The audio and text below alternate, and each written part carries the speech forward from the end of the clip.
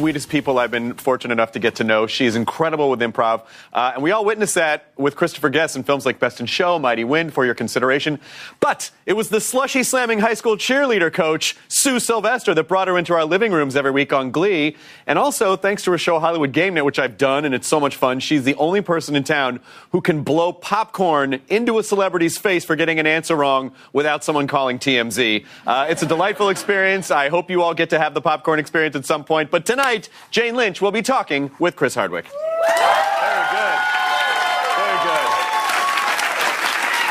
Got a room full of Jane Lynch fans here. We've all heard from you on Twitter, Instagram, Facebook using @Talking. I'm going to read questions, comments. Use the hashtag Talking Hardwick if you feel like it, or don't. I'm not the boss of you. But we're going to get some video messages in here for Jane. Plus, you guys are all going to have a chance to ask some questions. I have a crate full of Jane Lynch-related prizes here for you. But first, it has been so delightful to get to know you. Back at you. I mean, seriously, because we've always, I think our friend circles were sort of close-ish to each other. Mm-hmm. And then I did a Hollywood Game Night, which was incredible. You were great. I thank you so much. I was really nervous. You did great, and I just have to tell you about the blowing the popcorn in the face game. We always have a regular person who's not a celebrity, and he knew that she got the answer wrong, and he knew that she was going to get popcorn in her face, and he dove in and took it for her. I did. That's when I fell in love with her. I did a slow-mo dive in. It was so much fun. And then Jane and I ran into each other at one of these really long, when you work for shows, you have to do these long press days. Yes. Where you just go through and you talk to 1 million people and you answer the same 5 questions. And it's always fun to see people that you know there. Yeah. You're like, oh, you got to do this too. Right. And I ran into you there, and that night I sent you a direct message on Twitter. I said, here's my phone number, here's my email. I need to be friends with you. I hope that's not creepy. It was fantastic. Good. And I returned it immediately. And look, here we are. And here we are. So yes. Thank you for being here. Were you in Second City, or did you tour with Second City? I toured with Second City. I wasn't on stage, but I toured with Second City like in 1987 through 1988, I think. And where were you guys touring, and what were you touring? Mainly St. Louis. I felt like we went to St. Louis 100 times. We were all over the country in a van. Right. There were, I'm trying to think if you would know, Stephen Colbert was there at the time, Stephen Carell. I've heard of them. Yeah, indeed. Yes. Tim Meadows was actually in my cast. It was 5 men and 2 girls, and we just drove the van all over the country, and we would do the sketch comedy, the best of Second City. We didn't improvise very much. We would do the sketches that really worked on stage, and we would do like an hour-and-a-half show, and it was life on the road. It was really fun. I was young, and you didn't care that you were staying in the worst hotels with a roommate. Right. And so were you performing at colleges or corporate events? Yeah, a lot of colleges, all those things where you have to incorporate like the CEO's name into your joke, that kind of thing. They tell you which guy to make fun. You got to make fun of Irv in accounting. That guy is a hoot. And then it turns out Irv is not a hoot at all. Yeah, exactly. Yeah. So we had a lot of that, but it was a lot of corporate events, a lot of colleges, and then like little theater. We played in some really great like historic theaters in tiny towns. It was really great. And so was your career plan like I'm gonna go into comedy, or I want to be a performer? What did you want to do? I wanted to be a performer. I wanted to, I always wanted to be an actor, but I was always funny, so I would get the funny part. But I went to school for acting. I went to like a professional training program at Cornell where we learned to fence and do ballet, and we did Chekhov, and we had like method acting classes. We had voice lessons and that sort of thing. And I thought I would be a repertory actor. Right. Like somebody who ends up at like the Guthrie or something, and you just do play after play. And then, all great plans, that you make for yourself. And then what really happens is always different. I got an audition for the Second City touring company, and that's what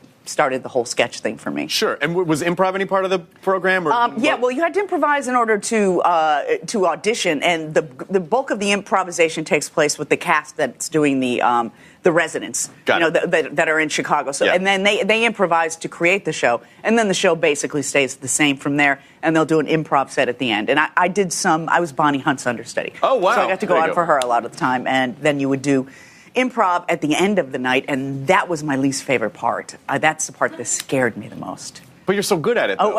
You know what? There's different. You know how, like Second City, you say, give me a first line of dialogue, that type of thing. with the Christopher Guest movies, you're not running to the joke. You're kind of creating the situation. It can take as long as you want because he gets in there and he edits it. Right. So there's no pressure to be funny. Right. It's just tell the story. Yeah. So it's a different thing than, like, what can I say that's funny that'll get Well, yeah, because I think I think sometimes when people think of improv that way, they think of like, oh, I'm going to go on a Saturday night and see a comedy improv show that's very joke-based. Yeah. But there is... but the other side of improv is long-form story-building, team exercises, and you're really together finding how these characters relate to one another. Now, do you do Heralds? No, I tried it early on, and for me, I always wanted to be a stand-up. Oh, right. And I think, and the stand-up gene kind of crushes the improv gene because stand-up is all about you, and improv and sketch is all about the group. Yeah, it's a team sport. Yeah, indeed. so I think people can cross over very easily from improv and sketch to stand-up. Yeah. But I think it's difficult to do it the other way. Yeah, it is. What's interesting on Hollywood Game Night, we've had a few stand-ups. You are excluded from this broad generalization I'm about to make. All right. The guys and gals who are stand-ups weren't as much of a team player, and were kind of out of their element. Sure. They were kind of there were a couple of them were really uncomfortable. Yeah, because when you're doing stand-up, it's just you and the audience, and you're in control of everything. Yes. And so when you put stand-ups in a situation where they have to improvise with someone else, you will find that the stand-up gene makes them go for the joke over the scene. Yes. And then take control. Exactly. And go, I'm this person. You're a baby delivery nurse. You're a vet. And everyone's like, whoa. Hey, we're supposed to choose those things. Exactly. Yeah. And what I love about stand-up, and it's the reason I don't do it. A lot of people think I am a comedian. I'm not. I just host things. And what I love about what you guys do is how precise, the precision. Now, I understand that. I get that. You map out the whole set.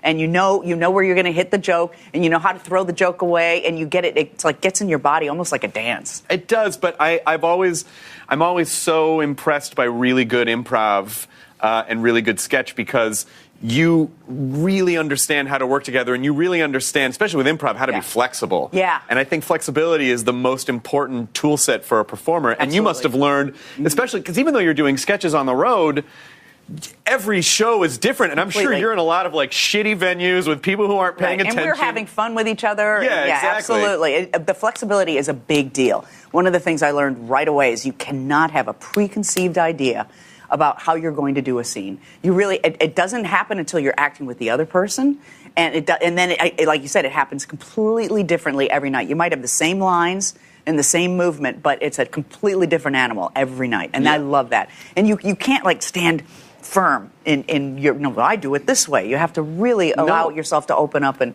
then of course, I remember when I first started at Second City, the guy, Jeff Machowski, was our director, and he said, be ready to fail 85% of the time.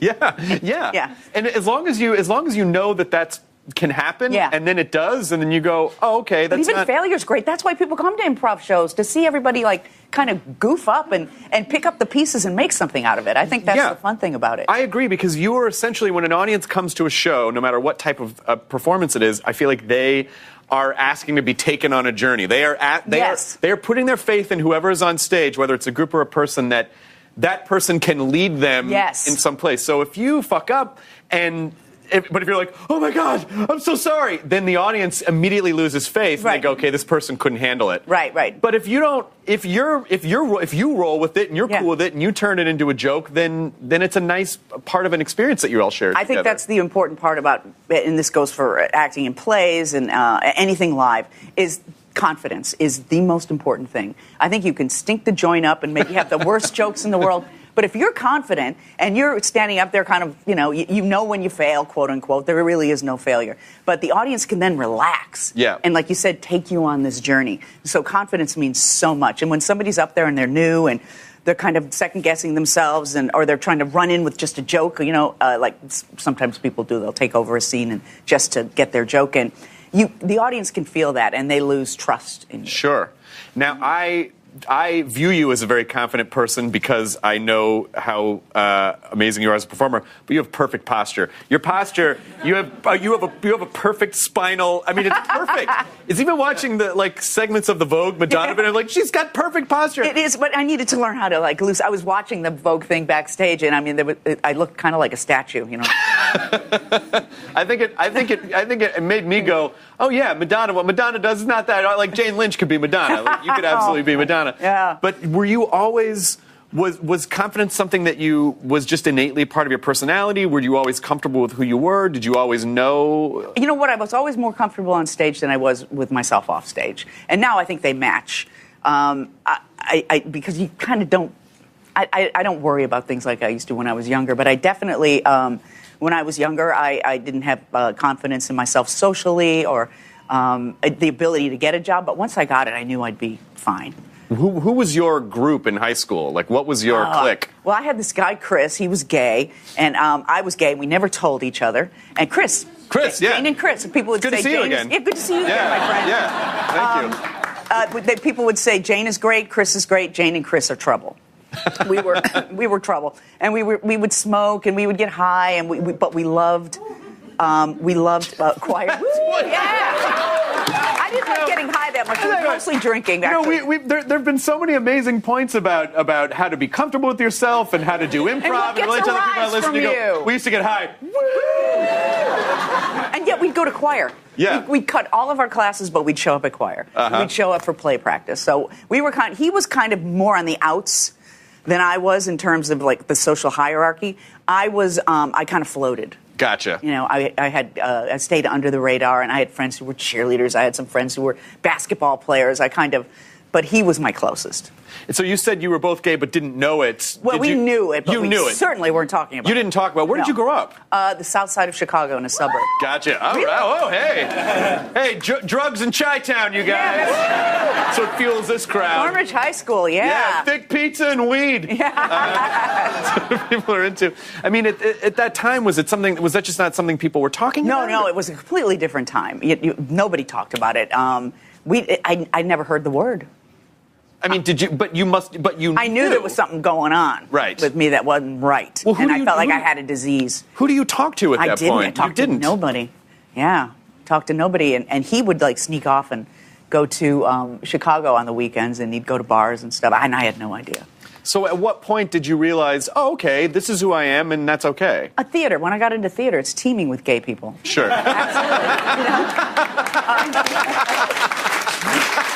True. You know, when you're hanging out in arty circles, you run into that. People are who they are, and there's much less judgment. I was going to say no judgment. There was some, but it was a much easier line of work to be a gay person in. And believe me, I wasn't walking around with a rainbow flag. Sure. I still had some kind of self-hating homophobia. Still living inside of me, but eventually that went away. When I told my parents, I didn't tell my parents till I was about 32, and once I told my parents, it was just once I knew they were okay with me, the world was. And they were cool. They were. But if I had come out when I was 18, it would have been a different story. I think it would have been much harder. I mean, one of the reasons why I think it's really important to hear stories like that or talk about it is because I just think you achieving what you've achieved and being as beloved as you are, to hear you talk about it in just very normal terms it normalizes it, and it just makes it feel like, yeah, it's okay, it's fine. Don't beat yourself up about it. Just learn to accept who you are. Yeah, and it's really tough for kids. And we're in a crazy political climate right now too. But I know it's tough for kids who don't live in New York, Chicago, and Los Angeles, or near a big city. It's still really, really can be really tough. They could be taking their lives in their hands to be open and out about that. So, I just always say, move to a big city, get an improv comedy. We'll love you. Well, what is it? What advice do you have for young people who are trying to figure out their identity and maybe don't feel as accepted in their own immediate circles? Like, what can they do, or what would you say to them? I think it's tough. I think if you're in a town or part of the country that doesn't accept it, you do have to be quiet because you can be dangerous. Right. But just know that there's a lot of love in the world. and just get yourself to a big city. Yeah. And that it'll change eventually. It'll all change. It'll be normalized. Yeah, I think it's important to if you feel like if you feel like, hey, I don't feel comfortable conforming to this community that I'm in. Yeah. Go to a different community. That's exactly what I did too. And thank God I wanted to be an actress because, if I had stayed where I was, it would have been, I think, I think I'd be a lot fatter than I am. Fatter. Probably be an active alcoholic. We're just trying to mush it all down. Mush it all down. Talking, getting mad at everyone. Every time someone mentions New York pizza, that pizza's the worst. What are you talking about? People care more about pizza than most social issues. Yeah. That if you go to Chicago and say New York pizza, someone will kick the shit out of you. Well, here's the thing. You're incorrect in saying that the thick pizza is the Chicago pizza. That's Chicago tourist pizza. Oh, gotcha. I'm from the south side of Chicago, and there's a restaurant called Aurelio's, and it has the best pizza, and they now have a store in Chicago proper. But it's very thin crust, and the tomato sauce is almost sweet, and it's crispy and sweet, and then you got the spicy sausage. It's amazing. Sounds a little like New York pizza to me. I'm not going to say anything. No, I haven't had good pizza in New York, though. You haven't? No, I haven't. Where should I go? What about Ray's on every corner? I know, it's not good. No, you don't like it? No, I don't like it at all. There's nothing to write home about. I'm sorry. Dear Mom and Dad, do I have a pizza tale for you? Yeah, the most mediocre pizza I ever... Why would you even waste the stamp on this? And who writes letters? Who writes letters about pizza? Who writes letters, period, anymore? I know, really. Know. I mean, in our ever-changing landscape of depersonalization, where it's more and more digital. Yes. So, Christopher Guest, how did you guys stumble across? Yeah, how'd you guys hook up? I was doing a lot of commercials in the year 1999. In the 1900s. It was the year of Jane Lynch in 1999, commercial-wise, the last century. I did like 7 or 8 national commercials, and one of them was directed by Christopher Guest, and I didn't know until I showed up for the callback, and I had seen Waiting for Guffman, and I was in love with Waiting for Guffman, which was his actually second film like this. The first was Spinal Tap, but this was the first one he directed. And so I did this Kellogg's Frosted Flakes commercial with him, and then at lunch he said, I do movies. And I was like, yeah, I know. And, and he said, I'd love to work with you again. And I said, oh, wow, that would be great. And within about 6 months, I ran into him at a restaurant, and he cast me in Best in Show. Did you say that was great, or you say, that's great? That's great! I mean, he did. I remember auditioning for him for a commercial in probably like 2000 or 2001 or something, and I was a mess at that time. I was still drinking and I was smoking, and I auditioned for him, and he was really nice, and I was outside smoking, and he came out and he goes, I'd never met him before, and he goes, what are you doing? And I go, what do you mean? He goes, you're smoking. You're a young guy. What are you doing? Why are you doing this to yourself? And I go, I'm cool. And then I saw, and then an ash from the cigarette like floated up in the air and landed on his sweater. And he's very meticulous. He seems very meticulous. Yes. And I just immediately saw him go like that, and I was like, well, I'm not booking this job. Right. I just ashed on Christopher Guest. Right. And then I just assumed that he would forget my face and name altogether. But he seems like such an interesting force. Force is the word too. He doesn't suffer fools, and he doesn't care if you're uncomfortable. And yet he's also he's like an amazingly supportive guy. He rarely will laugh out loud, but if you can get him to laugh out loud, or at least go, it was a pretty good joke. Yeah, I had done that until I put cigarette ash on him, and then he was not laughing so hard anymore. So what does a day look like when you show up, on any of his Best in Show or Mighty Wind? Do you have some idea of what you're supposed to accomplish that day? Yes, we do. We don't have a script, but we have a scenario. So it'll be like exterior in front of the dog show in the parking lot. So and such and such talk about how nervous they are, and how they lost last year and how they're hoping to place this year. And then you've got that information that's important. And then you can go from there wherever you want to go. And there's no rehearsal. You do all your prep ahead of time. And again, it's not one of those things that you can really plan. You kind of ruin it if you plan. Like, I had some stories that I was going to tell as my character, and that was a good way to get into the character was I would sit in the mirror and tell stories and talk to myself in the mirror. But, when you're facing Jennifer Coolidge and she's giving you you just have to be there in the moment. Right. You have to really know who your person is, and you have to just be there in the moment. And the scenes can go on forever, the shooting of the scenes. But then he gets in there, and I remember I was out of gas completely, had nothing else to say, and you hear the camera going, right, better come up with something else. So Jen Coolidge, because by the way, the assembly of performers that he works with are all like comedy stars. Yeah. And a lot of them, were people that you had seen around and go, I know that phase, but he really pulled this group of talent together, and then they all blossomed in the way that they were. But Jennifer Coolidge, I think, was a groundling. She was a groundling, absolutely. But like a legendary groundling. Yeah. And fun. Huge choices. Huge choices, fun in a crazy way. Yeah. And so do you have any good Jen Coolidge stories? Well, she and I went to Stanley. We were in Vancouver. Yeah. So we would walk to Stanley Park every day because we didn't work every day. We would work we were in Vancouver for like a month, and we would work 2 or 3 days a week. And we talked a lot about our characters together, which is not I wouldn't do that with the other films. We didn't, just because we didn't have time, but we had all this time, so we would have a lot of fun. But she was watching porno every night. For some reason, she got it for free. And she said, I can't take my eyes off it. So when we were in Stanley Park, she would act some scenes out for me. She'd get on a park bench, and she'd grab a hold of it, and then he did this while she did that. So it was a lot of fun. And then we went hiking once. We went through, like the interior of the park, and we got lost. And we were starving. We hadn't eaten anything. And we couldn't find our way out of the park. And finally, we ran into some people. We were like deep in the woods. We ran into some people, and I said, how do you get out of here? And they said, oh, you have to go this way, that way. And they were eating raisins and carrots. And I said, can I have a carrot? And they said yes. And then Jen stuck her head around and said, can my friend have a carrot? They fed us, so we didn't pass out. So you're basically just like rabbits in the forest, feeding on I'm so hungry. whatever you can get a hold of. And then she would lose her wallet daily. Daily. And I would, because she's one of these like brilliant spacey people. So we would get back to the hotel, and she'd call and say, you don't have my wallet, do you? Don't worry about it. And I'd go back out in the rain. I would go to every restaurant or store we had been to, and I would find her wallet for her. Well, that's it. It's interesting that you say that, because I think there is the kind of mythos of the genius performer who's so, like, when they're on, it's like the most incredible thing that you've seen. But in life, they just, if their head wasn't screwed on. Exactly. She's one of those. She does this a lot. She's always trying to put pieces together.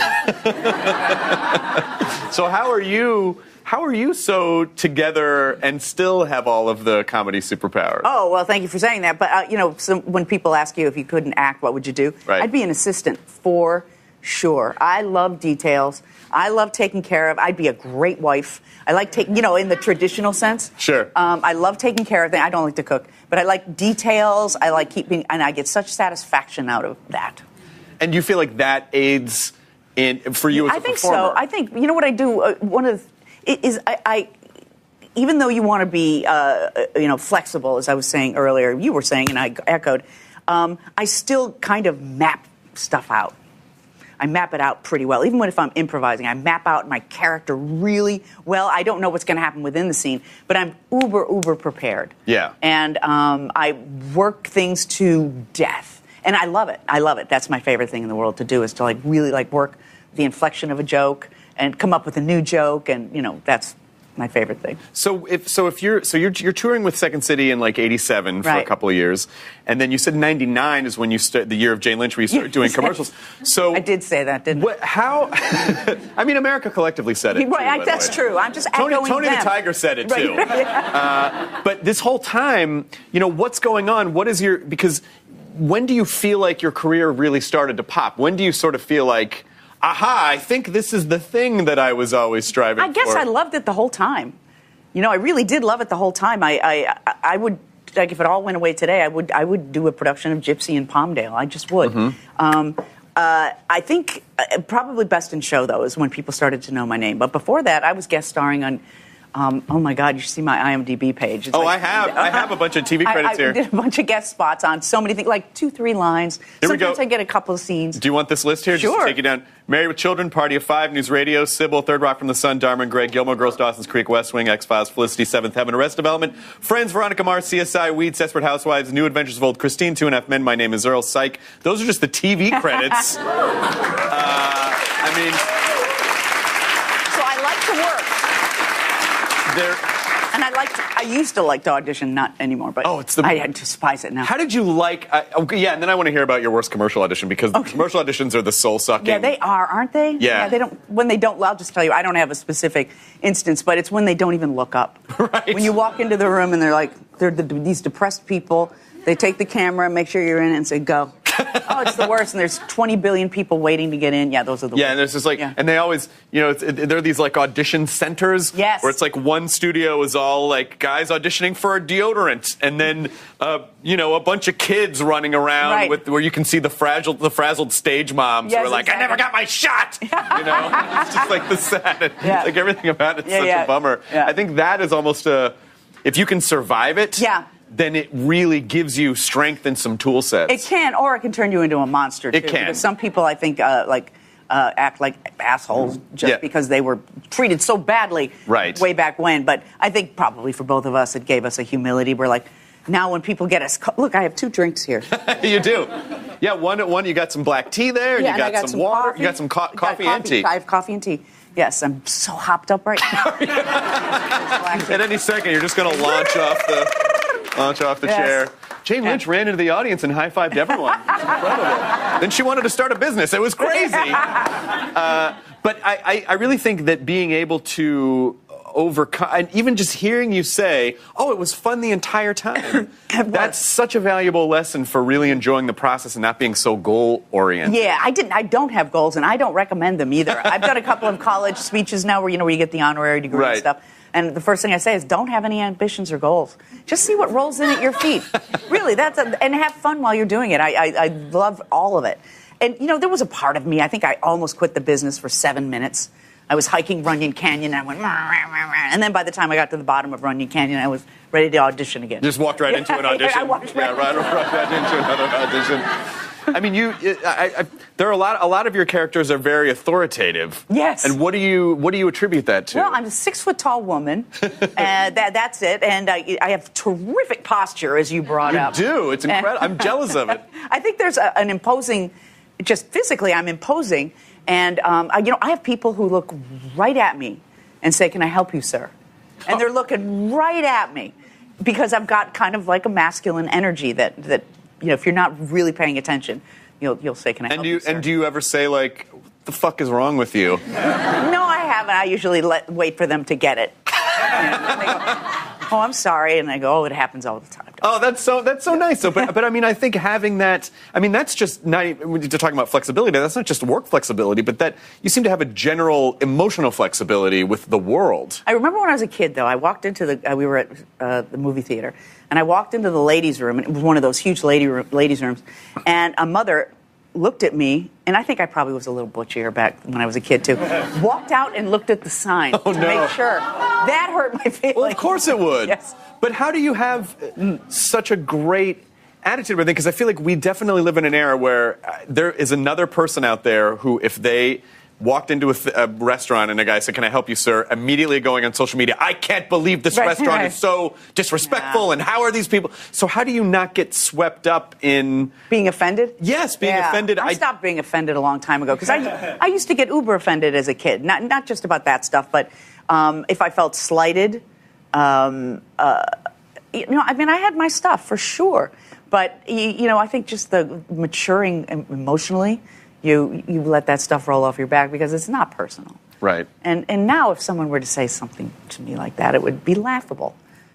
Well, also because I think social media has trained us to take everything personally. Yes. Oh, that is the worst thing about it. Because I got a confirmation from the front row. I appreciate that. I must have made a good point. But the idea that social media teaches you that everything is about you. Yeah. Algorithms teach you that everything you want is available to you. Chris. And so when things happen, we personalize it and go, I can't believe that. Even if it didn't happen to you, that's the most offensive. We're so addicted to the power rush of being offended and outraged. And when people support, like, a particular candidate who now got the job, saying to people, I'm here for you because you've been kicked around enough. And everybody, yeah. Right. There's this whole thing about we do it for you. It's kind of the whole advertising ethos, too, is about you are important to us. How about that when you call something, they say, please hold the line. Your call is very important to us. So important that we made that on a recording. Right, exactly. Yeah. That's innately not special. Yeah, you say right, that to everyone. Yeah. But I think not that there aren't things to be outraged about in the world, and not that there aren't things that we should genuinely be offended by, but I think it's what do you do with that? I think if you stay in that place of outrage and offense without really trying to understand and work through and create change, then it's like I think that's the part where we really get sucked in by our egos. Yeah, I think so too. I think just this whole being easily offended thing, like I think being offended is an ego response, a damaged ego response. I don't know. And do you have any advice for people out there who might go, Jane, that's a good point. How do I be less offended? It's not about you. Nothing is about you. It really isn't. It's always about the person who's saying it. Right. Always. Even if it's I love you and I think you're beautiful. That's nice. But, if the opposite, of course, is if you need the validation of someone telling you how wonderful you are. Either way, it's not good. Yeah. Either way, it's not good. All of it comes and goes. I hate you today. I love you tomorrow. And just, let it all roll off your back. That is a phenomenal way. And I really do try to do that. My wife would say, like, you probably should try to do that a little bit harder. It's like, why are you reading social media in bed? Oh, it's for work. No, it's not.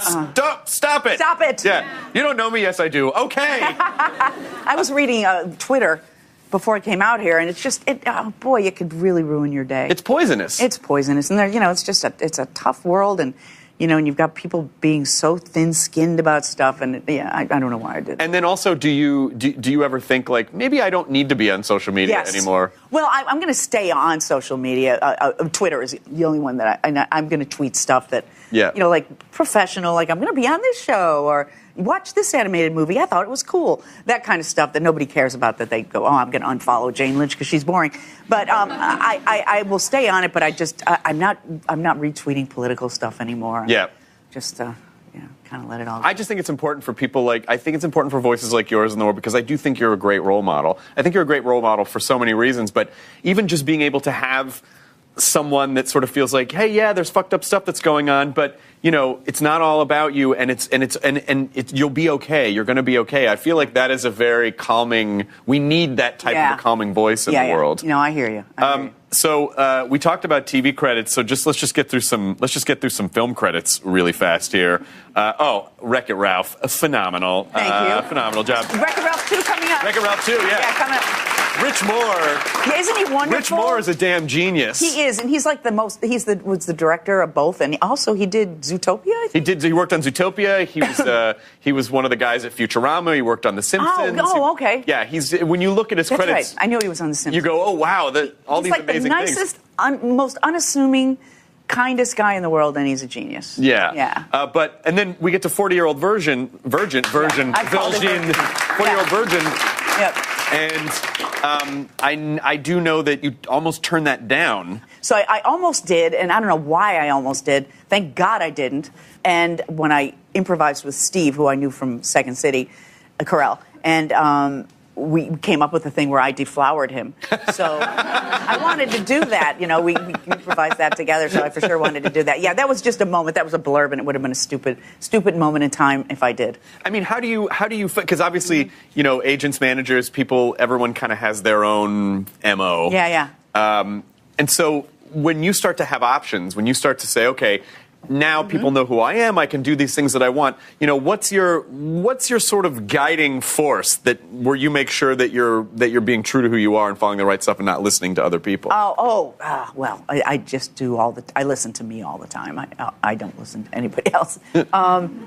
I guess, I'm not doing stuff just to do it anymore, whereas I used to. I mean, you saw that IMDb page. I just loved working. So I don't do that so much anymore. Right. Like if someone invites me for $100 a day to do something that looks like fun, if it's not going to be extremely fun, I probably won't do it. Right. But here's the deal. I saw the posters for The Good Fight, and I can't remember her name now.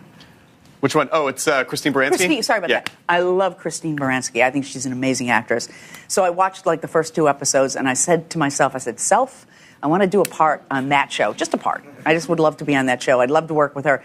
And within 2 days, I got a call for a role, but not working with Christine, unfortunately. But the 2 women I worked with were fantastic. And so that was a blast. I got to play this really crazy FBI person who's crazy like a fox. She acts like a real down-home person, but then she goes in with the knife. Well, it also sounds like you might be magic. Because you summoned... Yeah, I felt that way. You kind of summoned that a little bit. I felt like I summoned it. Yeah, that was strange. But I think having so much experience under your belt, and again, I would recommend improv training no matter what field you work in. I agree. It really does teach you how to be flexible, but I feel like it also gives you a confidence when you go on to something and everything's going to be okay. So so when you're working with Meryl Streep in Julia and Julia, did you feel when you were there, did you feel like, I belong here, I can do this, or was there any... That was a tough sell for me. That was one where I had to really talk myself into confidence. Yeah, I was very nervous. Not only was it Meryl Streep, it was Stanley Tucci and Nora Ephron. And, right. And I was playing the sister of Meryl Streep, and they're affectionate with each other. They were each other's best friends. So without having met her, showing up basically the first day and hi, and jumping into this, I was nervous. I was very nervous. And I went the day before I started working because Nora wanted to show me how she was playing Julia so that I would be in the same world, and all her choices were... Well, first of all, Julia Child was a huge woman. Yeah. Physically and energetically. And everything she did was, like that. And I guess the sister was just as, animated. So as I was watching her do that, I was like, okay, I think we're in the right world because that's how I practiced it, too. Yeah. How I kind of worked on it. And it worked out.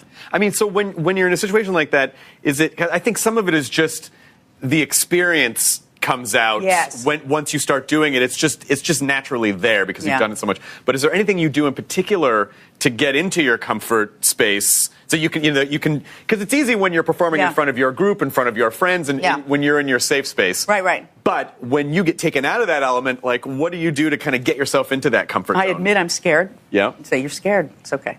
And I talk to myself like I'm over there. You're scared. It's okay. And you also know how to do this. Yeah. So that just sounds like, I think that's a commentary on just being present. Yes, exactly. When you admit that you're scared, you're being present in the situation. Right, exactly. Yeah, and that's all that stuff is. And I assume you had an amazing time with Meryl Streep. I did, yeah. It was really great. And it happens so fast because Nora shoots pretty fast. And so it was like I was walking away going, I did it. It's back there somewhere, but it's been done. But it happened. I don't remember what happened. I have no idea what happened, but I think it was good. Guess we'll see. Yeah. Do your parents watch your stuff? Yeah. Both my parents have passed away, but my mother, I think the last thing she saw me do was Julia. Oh wow! And I have a great little story about this. My mom came to the premiere of Julia, and it was a big deal. She loves Meryl Streep, and my mother was very Swedish. She was, kind of a little, I was going to say cold, but she wasn't cold. But she wasn't someone to rave, She wasn't one to go on and on. In fact, she didn't like that. I was definitely someone who went on, and I could see her as I was a kid, I don't know if I like this one very much. But so she was about 80 at the time, and we were on the red carpet, and my mom was kind of walking with me. And all of a sudden, we heard the crowd behind the barricades go, ah, and I looked, and it's Meryl Streep. Oh, wow. And so I look over, and I'm doing interviews, and I looked over, and I feel this breeze go by me, and it's my mother running. Your 80-year-old mother running. 80-year-old mother, but I've never seen her run in my life. She's kind of one of those, takes her time, and she just made a beeline for Meryl Streep, and I was like, excuse me. I'm hoofing after her, and she gets up to Meryl Streep, and Meryl Streep does this, because you think you're safe behind, there's barricades. Right. And she said, I'm Jane Lynch's mother. And she went, oh, that's very nice to meet you. Oh, that's very sweet, though. So it was very, So there's a picture of like Meryl Streep on the red carpet, and you see my mother in the background like this. And Meryl Streep not knowing, am I going to have to dive behind a barricade? What's about to happen? Why is this older lady running at my face? Exactly. So was Glee? Was it Glee that you feel like pulled all the pieces together? I mean, because Glee really, to me, people obviously knew who you were because of Best in Show, but I think Glee, putting you like consistently in people's living rooms every week on a show. Oh yeah, that powerful, definitely. That changes everything, right? For sure. How, walking through your life.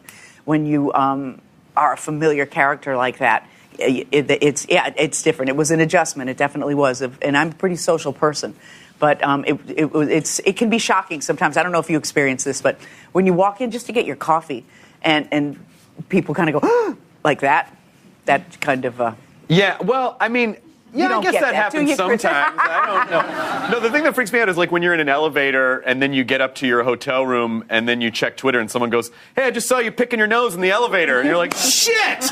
Like everywhere is just I get a little paranoid because I go, that's true. They're watching. Right. And most of the kids, most of the people who are, Glee fans are kids, so it's very hard to tell like a 5-year-old child to buzz off. Well, also because the show. So I don't. The show.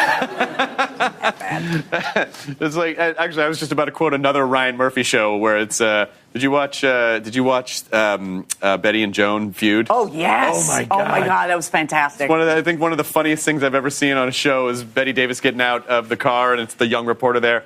Miss Davis, do you have any comment on Joan Crawford saying you're old enough to play her mother? What's your name, kid? Stella. Fuck off, Stella. What a great, and then she just breezed by. Yeah. But also a show like Glee is really about that uncontrolled exuberance. Yes. So people who connect with that. But boy, Ryan Murphy, what a friggin' hit machine. Unbelievable, yeah. And one after the other, and they're all different, and they're all brilliant. And did you work, was he pretty hands-on on that show? He was like about the first season he was, and then he was off creating everything else like American Horror Story, so he wasn't around as much, but his hands are on everything. The scripts have to go, but he okayed everything, every costume. Yeah, he was on it. He might not have been physically present. I didn't see him much, but he was definitely a presence. How many seasons of that show? 5.5. 5.5 seasons.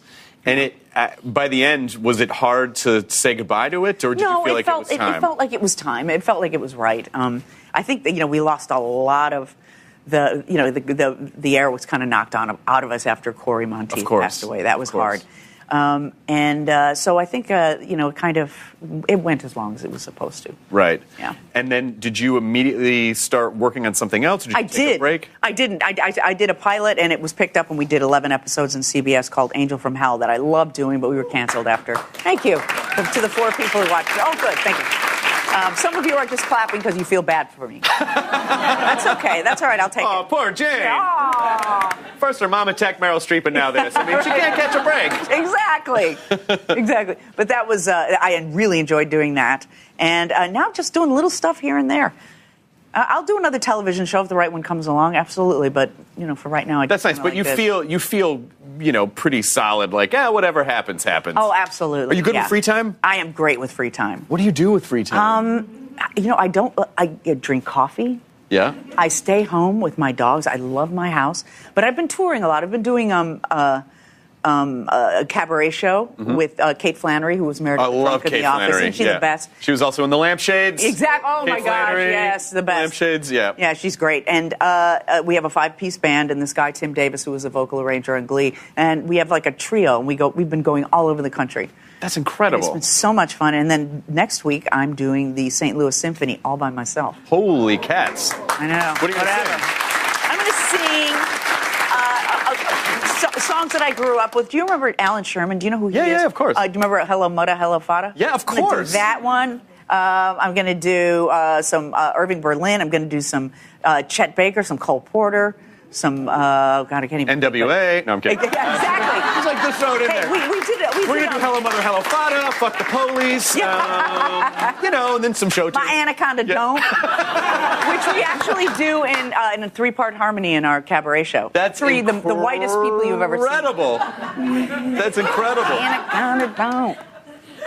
I thought you were going to continue with that a little bit. You could, but we'll save it for the performance. We'll save it for. We'll absolutely save it for the performance. We come back, we're going to take a quick break. Our audience members are going to step up. They're going to ask some questions. We're going to hear from you guys at home. If you want to be part of the show, we're at Talking on Facebook, Twitter, and Instagram. Exclusive updates about upcoming guests. And then you can ask questions using the hashtag Talking Hardwick, because we live in a hashtag culture, and nothing is anything unless you can tag it with a hash. No matter who I'm talking to, we want you to be part of the conversation. More with Jane Lynch in just a bit. We'll see you on Talking. Welcome back to Talking with Chris Hardwick. My guest is Jane Lynch. Now, it's not about me anymore. It is about you and the audience. So let's have an audience member come on up and ask a question, and then I will give a prize. Oh, it's you now. Oh, it's the wobbler. Oh, great. Hi, my name's May, and I just wanted to ask you, Jane, what was your favorite Sue Sylvester insult? I like the one. It's not so much it was a proclamation. She said, from now on, I will no longer be carrying photo ID because people should know who I am. Excellent. I mean, oh, man. I feel like I have the perfect thing for you. What is your name? May. May? Oh, yeah. Come on. Signed by Jane Lynch. Listen up, losers, it says. There you go. Listen up. Perfect. You're so welcome. I'm so glad. That's a good one. I know that is a good one. Let's take a video message. Ooh. Hi, Jane. This is Brandon from Overland Park, Kansas. What's the craziest moment you've witnessed from a taping of Hollywood Game Night that maybe didn't make it to air? First of all, I want to know why Brandon lives in front of a green screen. You could put him into any situation right there. True. I was dry humped by Martin Short. Of course. And that ended up, and it was fun. I enjoyed it. It was consensual. I guess better than being wet humped by Martin Short. Yes. Yeah. There you go. Yeah. Let's see. And that did make it on air, I believe. And we've had a couple of drunk episodes of people we had to cut off, and I'm not going to say who. Well, I got to tell you, because when I did the show, I mean, again, I'm not a drinker, so it doesn't affect me. But you guys do set. There is a whole bar backstage. Mm-hmm. When your drink is empty, we refill. Yeah. We stopped doing that last season though, because it did bite us. Well, of course, because your call time is usually a little bit in advance of the show, right? So people are backstage and they're enjoying, and then before you know it, it's like 2-3 hours. Oh my gosh, we had some amazing moments that you will never see. But without naming any names per se, what is one drunken moment that didn't make it to air? There was a moment where we were in the final round of Celebrity, and one of the celebrities that was chosen to give the clues decided that she wanted to make it a soapbox moment about how hard it is to be a single mother and get good nannies.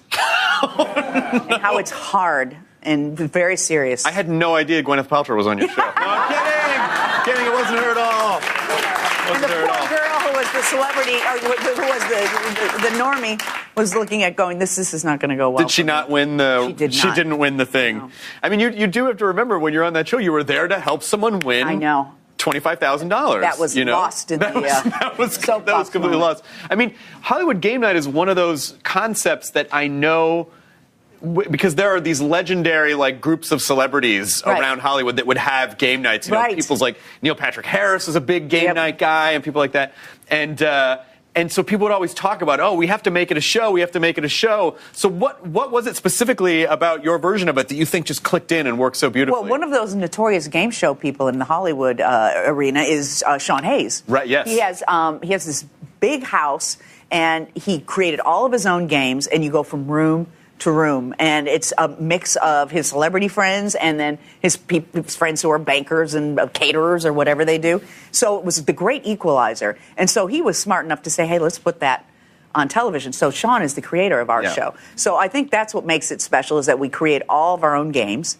And what you have are celebrities instead of, I love this kind of a talk show. Right. Where we get to have a conversation. Yeah. But, kind of the contrived late night talk show where I'm sitting on the couch and you say, tell me about what happened to the car wash or whatever.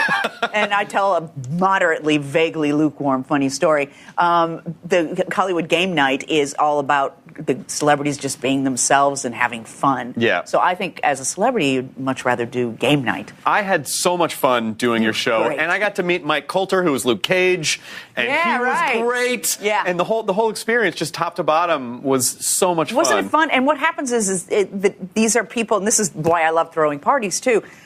you'll have like three celebrities on a couch and Normie, and who have never met each other before, and they're pals and teammates and having a great time by the end. That makes me so happy when I give a party and I see people who otherwise wouldn't have known each other and they're having a great time together. That's I mean, that's exactly what it feels like. But it really just feels like we're all hanging out. Yeah. And by the way, this happens to be filmed, and Yes. we're doing this thing, and someone might win money by the end. Yeah. I'm just going to take a couple questions from social media here.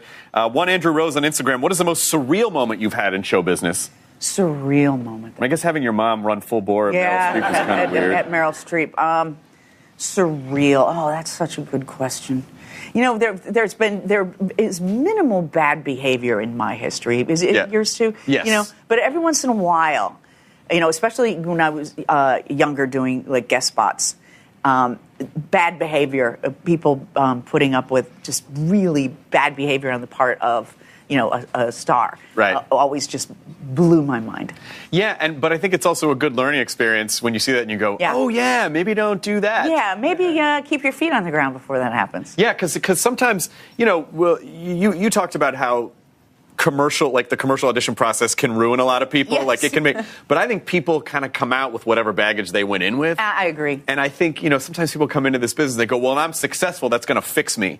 And then, you know, when you get that, then you're like, shit, I'm not fixed. Yeah, you know? I know, yeah. So I think people really do, you know, I think your personality is just, that's who you are. That's who you were coming in, and that's who you are, you know. Going out. Coming through the process on the other side. But I do think that it is important to remember that it's silly that we get to do this stuff for a know, living. it is. It's like playing house for a living. It really is. Yeah. Oh, you're going to play my daughter. Oh, and you're going to be my husband. This is so much fun. I'm not coming out of my trailer. God damn it. Come on.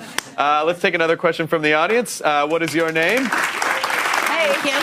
Kim. What's your question? All the way from Calgary. What? Calgary, Just to come see you. You drove from I did. Calgary? I did. By yourself? Well, with my daughter and my grandson who are back at the hotel. Oh, they're back at the hotel. That's He's 10. He amazing. couldn't come in. He couldn't come in. That is So a sorry. long drive. It is. Well, I'm thank you glad for you're here coming. safe. Yes. What is your question? My question is... I'm sorry, that's all the time we No, have. sorry. Thank you so much Good night, for everybody. driving in from Calgary. I'm just kidding. We hearing all about your comedic and singing, and I love Criminal Minds, and I love your character on Criminal Minds. It was so crazy this year. Yeah. What is it like to play such an emotionally taxing role? Well, you know, I did, like I always do, I do my research and I get very precise about it. And I play Matthew Gubler, the actor, he plays Reed. I play his mother, Dana Reed. And I've been institutionalized. I'm what am I, bipolar and schizophrenic and early onset Alzheimer's now. And so, you know, this is a woman who just is trying to keep things organized in her head. She always has like a flurry of things going on, and the best she can do is just be very still. You're excellent at it. Oh well, thank you. But that was it continues to be wonderful. I hope I go back next season. And then I understand. I mean, I can understand that playing a role like that is also. There's a tremendous amount of social responsibility, I would imagine, to portray this character. Yeah, you don't want to do something. You know, you really want to know what you're doing. And the writers are so smart; they're not just kind of cavalierly throwing off a mental disease. They know what it is. And they gave me certain challenges as an actor because of this particular disorder. And so, yeah, it was my job to figure out what that was. It's great. Kim, I'm going to, I feel like I want to give you something extra special because I'm gonna let you pick here what you want. I mean, you could have this. Wait, it's got a whistle, too? This is a script from Best in Show, which is really just an empty, because there's no script, so it's just a cover page. Here, you could have this if you wanted Rhapsody in blue. and then a dodgeball if you wanted a dodgeball. Is there anything that you drove all the way? You should get to pick. I think I'll do the jacket. You're gonna do the sweatsuit. Yes. Yeah.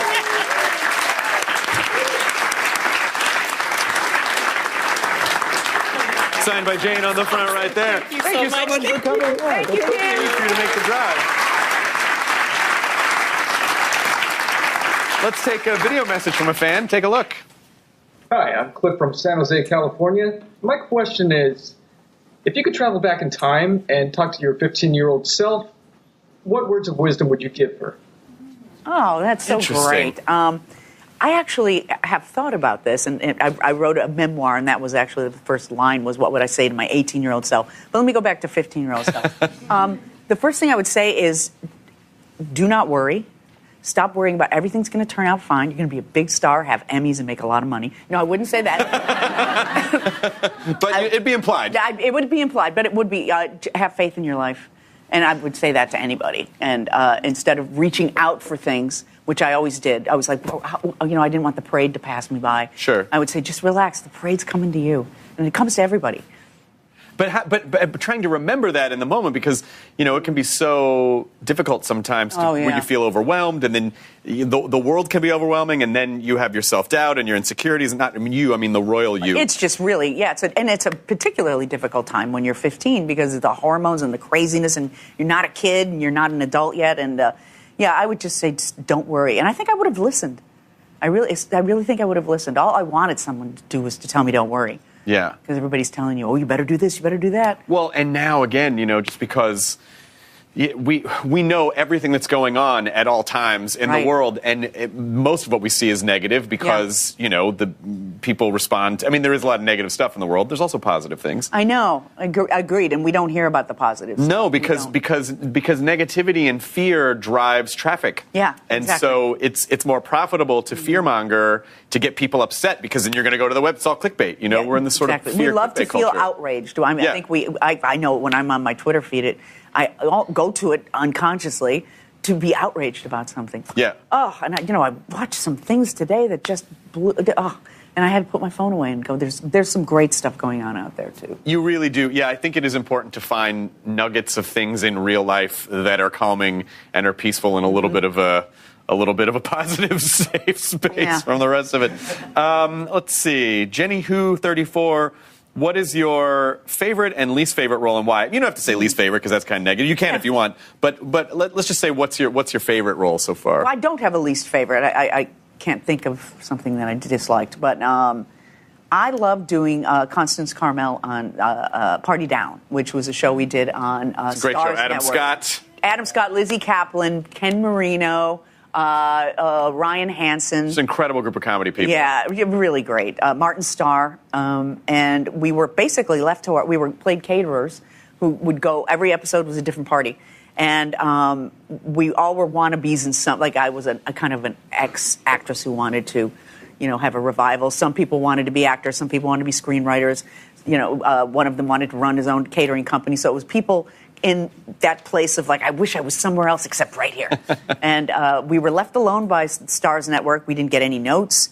And the production team and the creators of Veronica Mars were our writers. And John Embaum and Rob Thomas and Dan. Oh, yeah, Rob, yeah. Yeah. That's great. So we had a blast. And was it how many episodes of that show did you We guys did do? 10 episodes of the first season, and then I left to do Glee. And Megan Mullally came in and joined the group, and the second season is fantastic, too. So you can see that, I think, on iTunes. It's really good. It's on iTunes. Yeah, Party Down's great if you guys haven't seen it yet. Before we go to break, the extended version of this chat will be available as a podcast on Nerdist. Also go to amc.com/talking. You're going to get your bonus clips. You're going to have exclusive content, links to the podcast for every one of the episodes. More with Jane Lynch in just a few moments. We'll see you. Welcome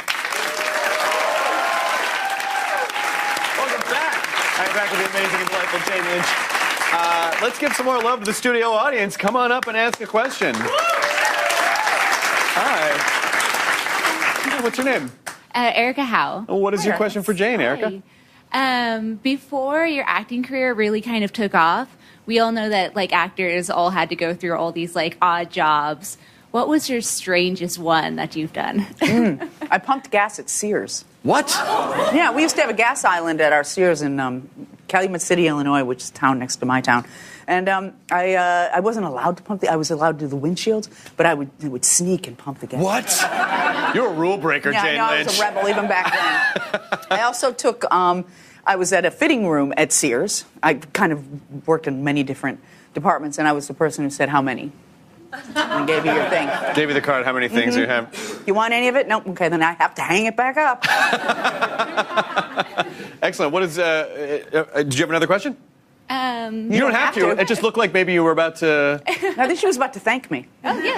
Thank you. You're welcome. I wonder if, I wonder what I can give to you. What would be good? Would you like this Best in Show script book? Okay, here you go. This is for you, Erica. Thank you.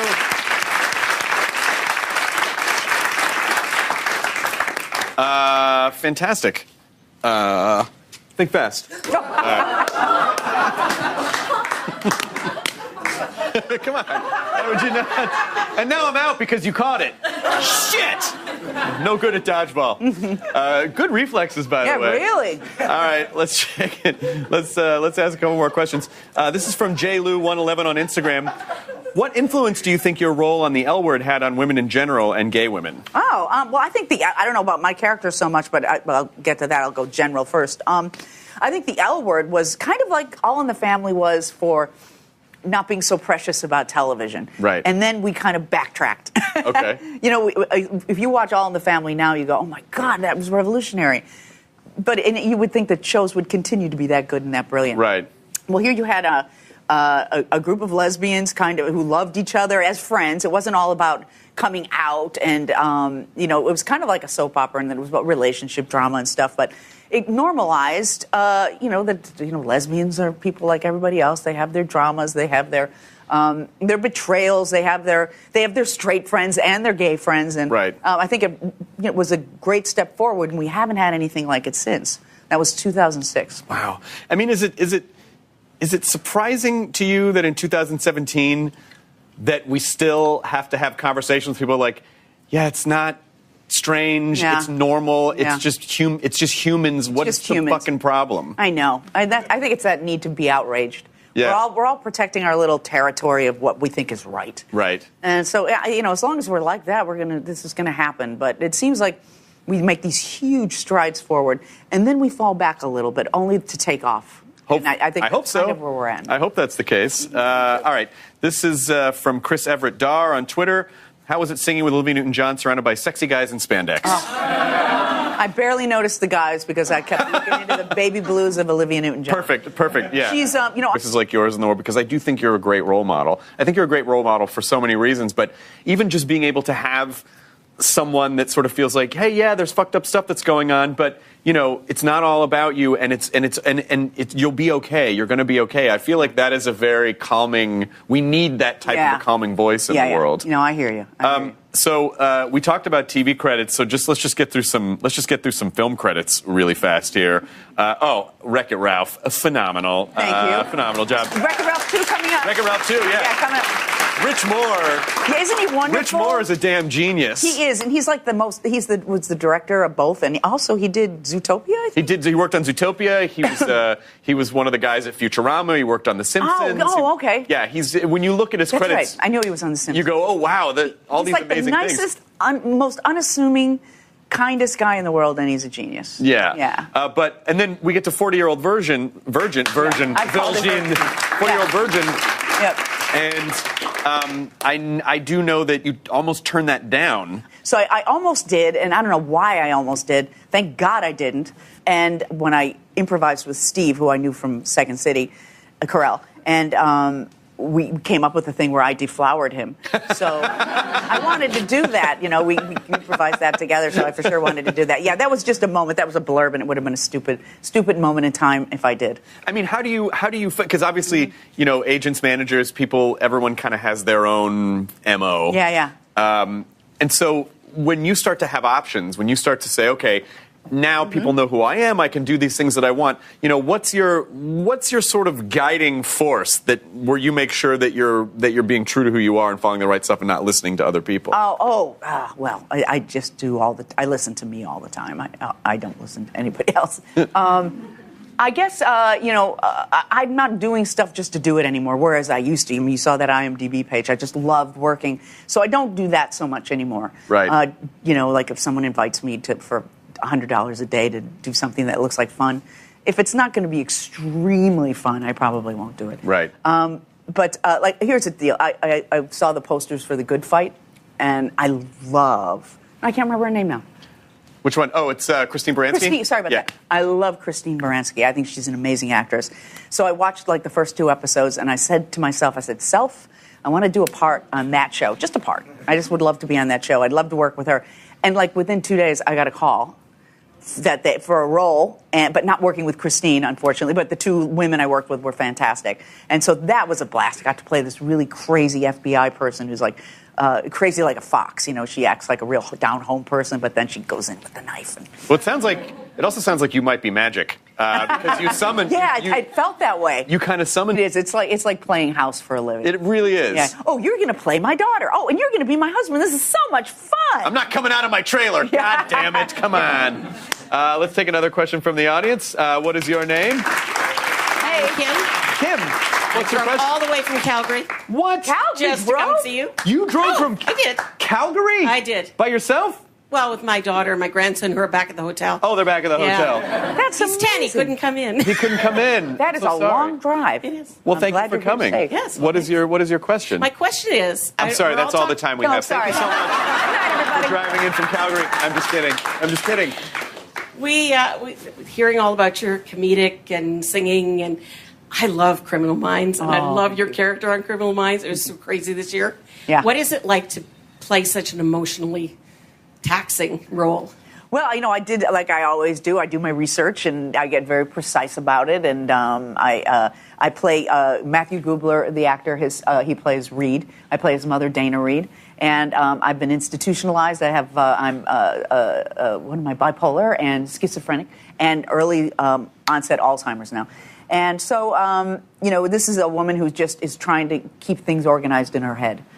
She always has like a flurry of things going on, and the best she can do is just be very still. You're excellent at it. Oh well, thank you. But that was it continues to be wonderful. I hope I go back next season. And then I understand. I mean, I can understand that playing a role like that is also. There's a tremendous amount of social responsibility, I would imagine, to portray this character. Yeah, you don't want to do something. You know, you really want to know what you're doing. And Right. the writers are so smart; they're not just kind of cavalierly throwing off a mental disease. They know what it is. And they gave me certain challenges as an actor because of this particular disorder. And so, yeah, it was my job to figure out what that was. It's great. Kim, I'm gonna. Boy, I feel like I want to give you something extra special because I'm gonna let you pick here what you want. I mean, you could have this. Well, it's got a whistle too. This is a script from Best in Show, which is really just an empty because there's no We script, so it's improvise just it a all. cover page here. You could have this if you wanted Rhapsody it. in blue. And then a dodgeball if you wanted a dodgeball. Is there anything that you drove all the way? You should get to pick. I think I'll do the jacket. You're gonna do the sweatsuit. Yes. Yeah.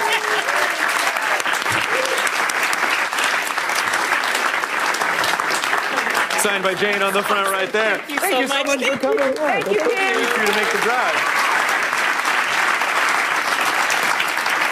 Let's take a video message from a fan. Take a look. Hi, I'm Cliff from San Jose, California. My question is, if you could travel back in time and talk to your 15-year-old self, what words of wisdom would you give her? Oh, that's so Interesting. great. That's incredible. Anaconda don't. I thought you were going to continue with that I a little could, bit. but, You could, but yeah. we'll save it for the We'll performance. save it for. We'll absolutely save it for the performance. When we come back, we're going to take a quick break. Our audience members are going to step up. They're going to ask some questions. We're going to hear from you guys at home. If you want to be part of the show, we're at Talking on Facebook, Twitter, and Instagram. Exclusive updates about upcoming guests. And then you can ask questions using the hashtag Talking Hardwick because we live in a hashtag culture and nothing is anything unless you can tag it with a hash. No matter who I'm talking to, we want you to be part of the conversation. More with Jane Lynch in just a bit. We'll see you on Talking. Welcome back to Talking with Chris Hardwick. My guest is Jane Lynch. Now, it's not about me anymore. It is about you and the audience. So let's have an audience member come on up and ask a question, and then I will give a prize. Oh, it's you now. Oh, it's the Warbler. Oh, great. Hi, my name's May, and I just wanted to ask you, Jane, what was your favorite Sue Sylvester insult? I like the one. It's not so much. It was a proclamation. She said, "From now on, I will no longer be carrying photo ID because people should know who I am." Excellent. I mean, oh, man. I feel like I have the perfect thing for you. What is your name? May. May? Come on. Signed by Jane Lynch. Listen up, losers, it says. There you go. Listen up. Perfect. You're so welcome. I'm so glad. That's a good one. I know that is a good one. Let's take a video message. Ooh. Hi, Jane. This is Brandon from Overland Park, Kansas. What's the craziest moment you've witnessed from a taping of Hollywood Game Night that maybe didn't make it to air? First of all, I want to know why Brandon lives in front of a green screen. You could put him into any situation right there.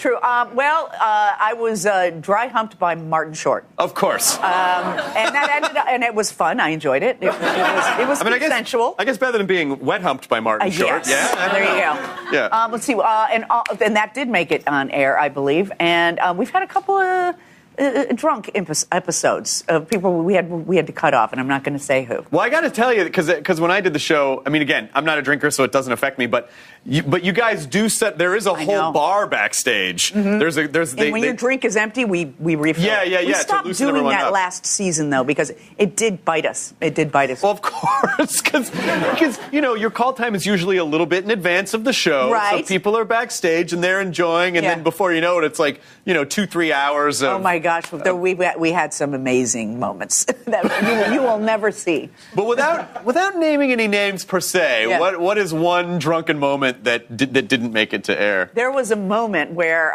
we were in the final round of Celebrity, and one of the celebrities that was chosen to give the clues decided that she wanted to make it a soapbox moment about how hard it is to be. I feel like, aha, I think this is the thing that I was always striving for. I guess I loved it the whole time.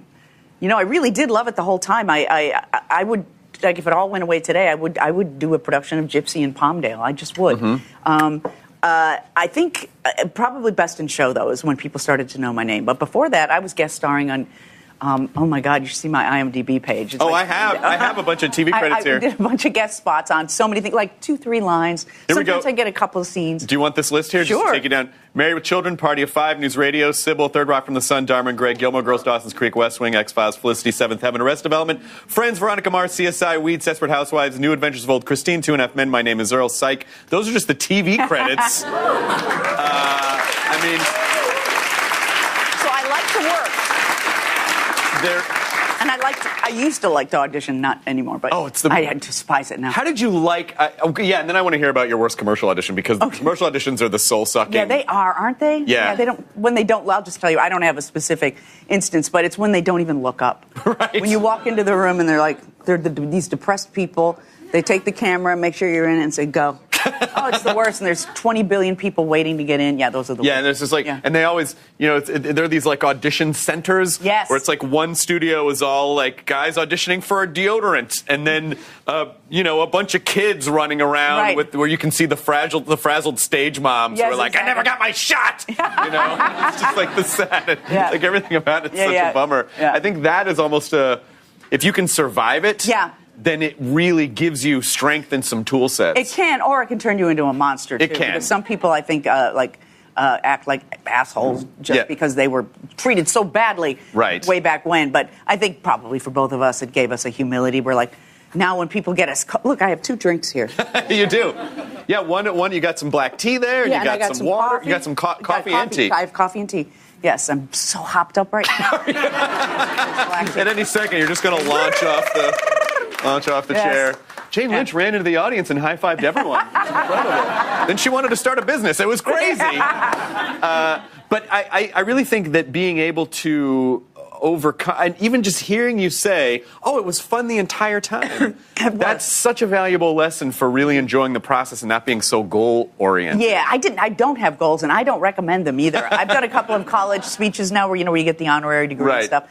And the first thing I say is, don't have any ambitions or goals. Just see what rolls in at your feet. Really, and have fun while you're doing it. I love all of it. And, there was a part of me, I think I almost quit the business for 7 minutes. I was hiking Runyon Canyon, and I went, and then by the time I got to the bottom of Runyon Canyon, I was ready to audition again. Just walked right into an audition. I walked right into another audition.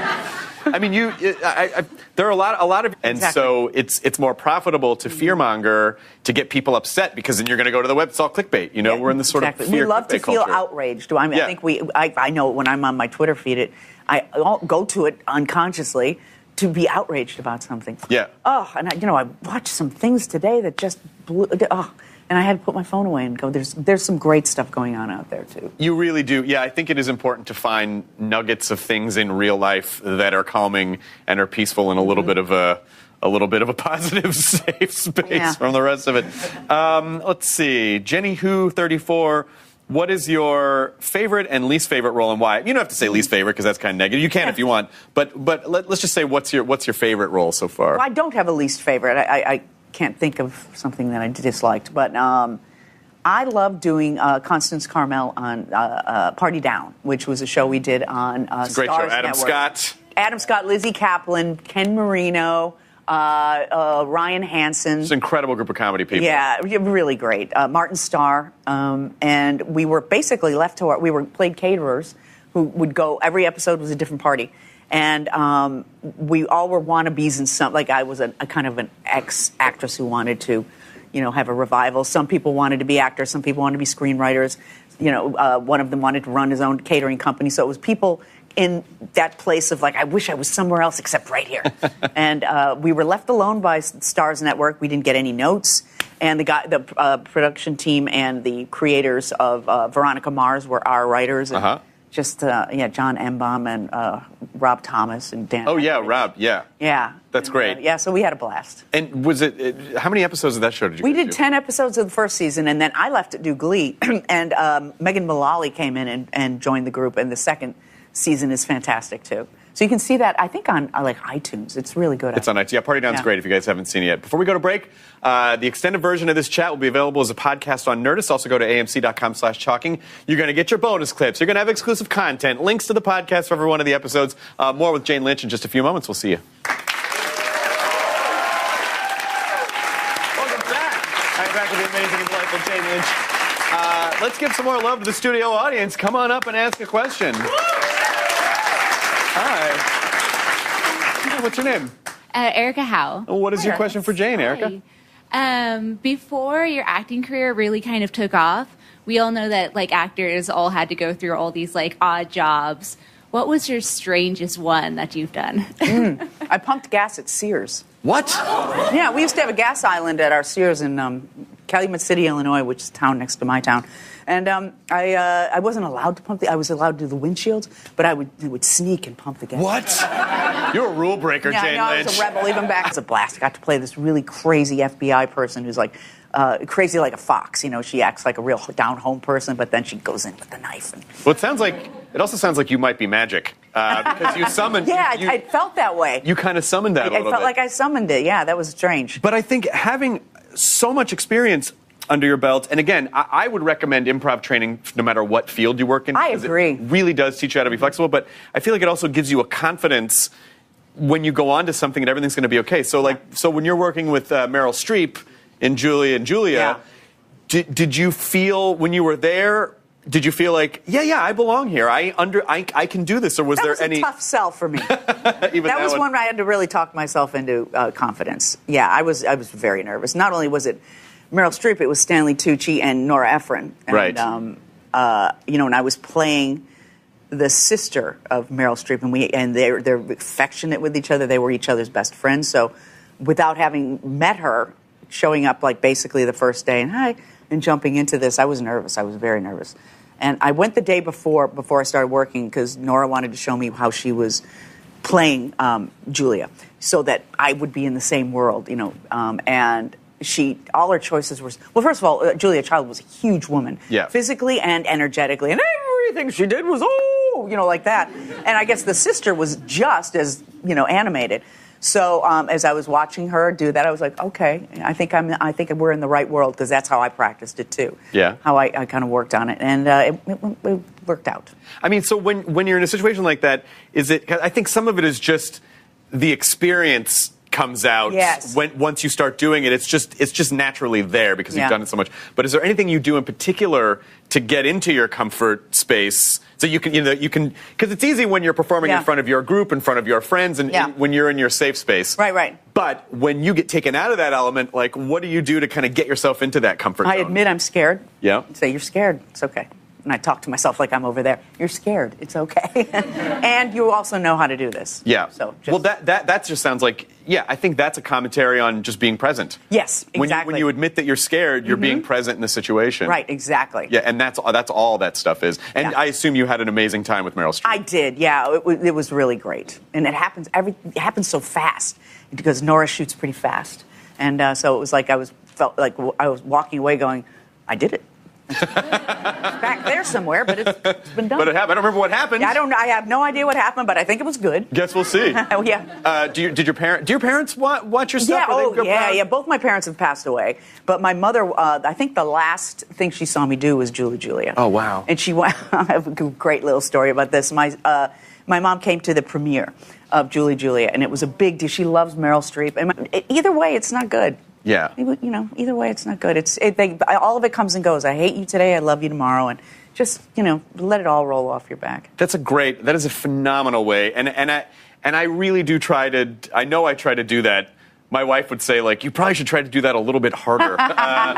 It's like, why are you reading social media in bed? Oh, it's for work. No, it's not. Stop it. Stop it. Yeah. You don't know me. Yes, I do. Okay. I was reading Twitter before it came out here, and it's just, it could really ruin your day. It's poisonous. It's poisonous, and it's just it's a tough world, and and you've got people being so thin-skinned about stuff, and I don't know why I did it. And then also, do you ever think, like, maybe I don't need to be on social media anymore? Well, I'm going to stay on social media. Twitter is the only one that I'm going to tweet stuff that, like professional, like I'm going to be on this show, or watch this animated movie. I thought it was cool. That kind of stuff that nobody cares about, that they go, oh, I'm going to unfollow Jane Lynch because she's boring. But I will stay on it, but I'm not retweeting political stuff anymore. Yeah. Just, kind of let it all go. I just think it's important for people I think it's important for voices like yours in the world, because I do think you're a great role model. I think you're a great role model for so many reasons, but even just being able to have someone that sort of feels like, hey, yeah, there's fucked up stuff that's going on, but it's not all about you, and you'll be okay. You're going to be okay. I feel like that is a very calming. We need that type of a calming voice in the world. I hear you. So we talked about TV credits. So let's just get through some film credits really fast here. Wreck-It Ralph, phenomenal. Thank you. Phenomenal job. Wreck-It Ralph 2 coming up. Wreck-It Ralph 2, Yeah, coming up. Rich Moore. Yeah, isn't he wonderful? Rich Moore is a damn genius. He is, and he's like was the director of both, and also he did Zootopia, I think? He worked on Zootopia. He was one of the guys at Futurama. He worked on The Simpsons. Oh, okay. Yeah, when you look at his credits. Right. I knew he was on The Simpsons. You go, oh, wow, all these amazing things. He's like the nicest, most unassuming, kindest guy in the world, and he's a genius. Yeah. Yeah. And then we get to 40-year-old virgin, 40-year-old virgin. Yep. And I do know that you almost turned that down. So I almost did, and I don't know why I almost did. Thank God I didn't. And when I improvised with Steve, who I knew from Second City, Carell, and we came up with a thing where I deflowered him. So I wanted to do that. We improvised that together, so I for sure wanted to do that. Yeah, that was just a moment. That was a blurb, and it would have been a stupid moment in time if I did. I mean, how do you because obviously, agents, managers, people, everyone kind of has their own MO. Yeah. And so when you start to have options, when you start to say, okay, now people know who I am, I can do these things that I want. What's your sort of guiding force where you make sure that you're being true to who you are and following the right acting classes? We had voice lessons and that sort of thing, and I thought I would be, a repertory actor. Right. Like somebody who ends up at like the Guthrie or something, and you just do play after play, and then all great plans, that you make for yourself, and then what really happens is always different. I got an audition for the Second City touring company, and that's what started the whole sketch thing for me. Sure. And was improv any part of the program? Or well, you had to improvise in order to audition, and the bulk of the improvisation takes place with the cast that's doing the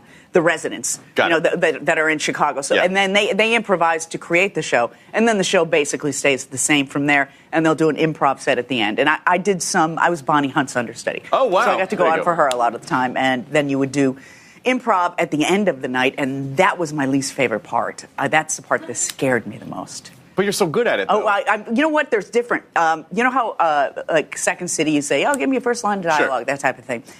With the Christopher Guest movies, you're not running to the joke. You're kind of creating the situation. It can take as long as you want, because he gets in there and he edits it. Right. So there's no pressure to be funny. Right. It's just tell the story. Yeah. So it's a different thing than, like, what can I say that's funny that'll get the Well, yeah, because I think sometimes when people think of improv that way, they think of like, I'm going to go on a Saturday night and see a comedy improv show that's very joke-based. Yeah. But there is...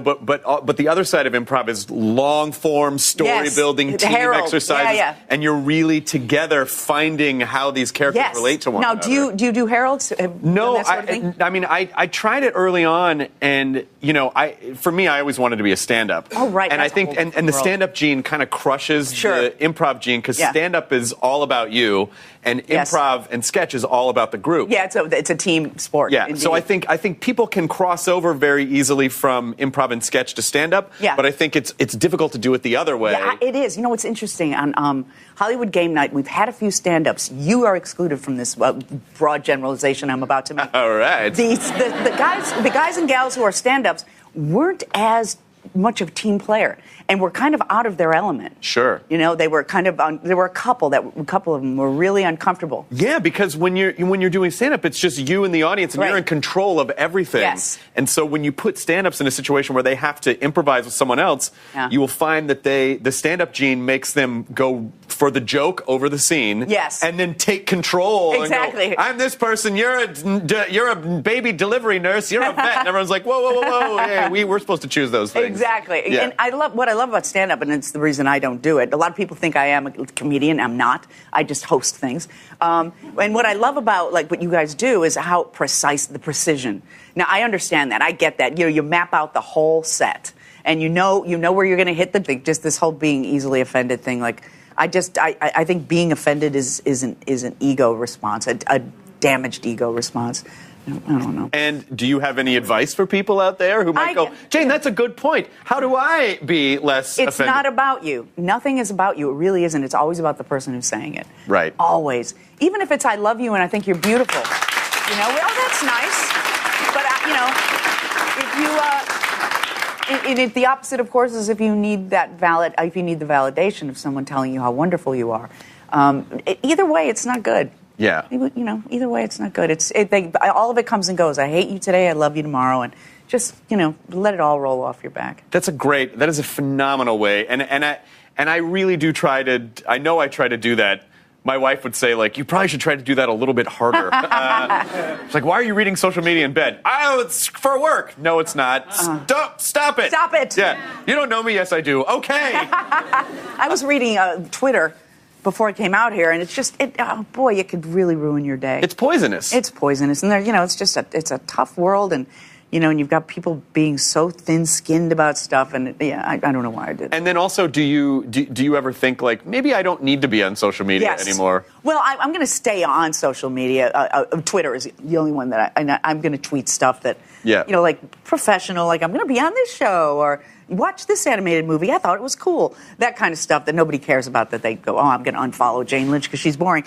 But I will stay on it, but I'm not retweeting political stuff anymore. Yeah. Just kind of let it all go. I just think it's important for people I think it's important for voices like yours in the world, because I do think you're a great role model. I think you're a great role model for so many reasons, but even just being able to have someone that sort of feels like, hey, yeah, there's fucked up stuff that's going on, but it's not all about you, and you'll be okay. You're going to be okay. I feel like that is a very calming. We need that type of a calming voice in the world. I hear you. So we talked about TV credits. So let's just get through some film credits really fast here. Wreck-It Ralph, phenomenal. Thank you. Phenomenal job. Wreck-It Ralph 2 coming up. Wreck-It Ralph 2, Yeah, coming up. Rich Moore. Yeah, isn't he wonderful? Rich Moore is a damn genius. He is, and he's was the director of both, and also he did Zootopia, I think? He worked on Zootopia. He was one of the guys at Futurama. He worked on The Simpsons. Okay. Yeah, when you look at his credits. Right. I knew he was on The Simpsons. You go, oh, wow, all these amazing things. He's the nicest, most unassuming, kindest guy in the world, and he's a genius. Yeah. Yeah. And then we get to 40-year-old virgin, 40-year-old virgin. Yep.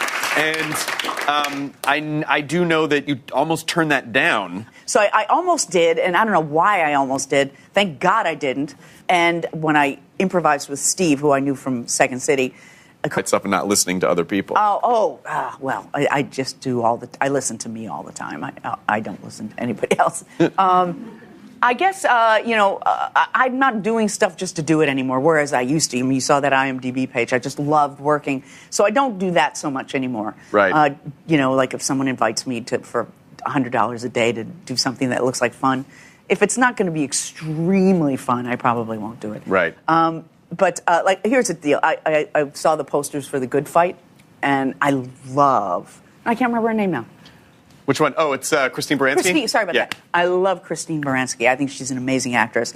So I watched the first 2 episodes, and I said to myself, Self, I want to do a part on that show. Just a part. I just would love to be on that show. I'd love to work with her. And within 2 days, I got a call for a role, but not working with Christine, unfortunately. But the 2 women I worked with were fantastic. And so that was a blast. I got to play this really crazy FBI person who's crazy like a fox. She acts like a real down-home person, but then she goes in with the knife. Well, it also sounds like you might be magic. Because you summoned... Yeah, I felt that way. You kind of summoned that a little bit. I felt like I summoned it. Yeah, that was strange. But I think having so much experience under your belt, and again, I would recommend improv training no matter what field you work in. I agree. It really does teach you how to be flexible, but I feel like it also gives you a confidence when you go on to something and everything's going to be okay. So, so when you're working with Meryl Streep in Julia and Julia, did you feel when you were there?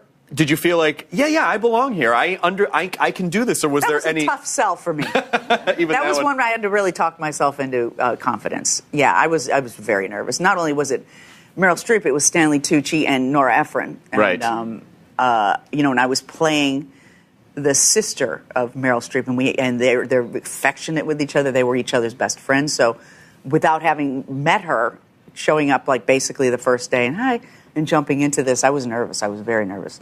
And I went the day before I started working because Nora wanted to show me how she was playing Julia, so that I would be in the same world, and all her choices were, well, first of all, Julia Child was a huge woman, physically and energetically, and everything she did was, like that. And I guess the sister was just as, animated.